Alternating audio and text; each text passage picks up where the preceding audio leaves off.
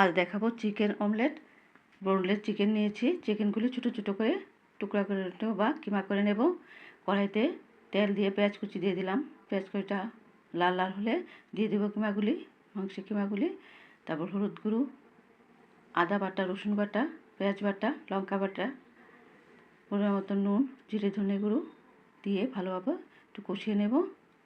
একটা আলু সিদ্ধ করে রেখেছি, ম্যাশ করে দিয়ে দেবো যাতে এটা ঝরঝরে না হয়, একটু গা গা লেগে থাকে। তারপর আমি পাঁপড় নিয়েছি, পাঁপড়গুলি জলে ভিজিয়ে অমলেটটা তৈরি করে নেব। দেখো কীভাবে তৈরি করছি। আমার রেসিপিটা ভালো লাগলে লাইক করবে, শেয়ার করবে, পেজটাকে ফলো করে দেবে, সাবস্ক্রাইব করে দেবে। দেখো যদি লাগাতে অসুবিধা হয় তাহলে ময়দাটা গুলে ময়দাটা সাইডে লাগিয়ে দেবে, কোনো অসুবিধা নেই।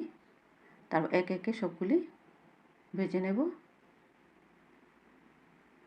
দেখো কতটা সুন্দর লাগছে। এইভাবে করে সবগুলি ভেজে নেব। তারপর কড়াইতে আবার তেল দিয়ে এলাচ ও দারচিনি ফোড়ন দিয়ে দেবো, টমেটো পেস্ট দিয়ে দেবো, তারপর হলুদ গুঁড়ো, জিরে গুঁড়ো, ধনে গুঁড়ো, আদা বাটা, রসুন বাটা আর কাঁচা লঙ্কা বাটা দিয়ে দিলাম।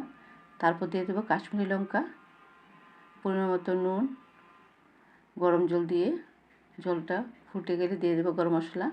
তারপর দিয়ে দেবো অমলেটগুলি, চিকেন অমলেটগুলি। এগুলো বেশি ফোটানোর প্রয়োজন নেই, এমনিতেই নরম। আজকের জন্য এতটুকু, পরে দেখাবো অন্য একটি ভিডিও নিয়ে।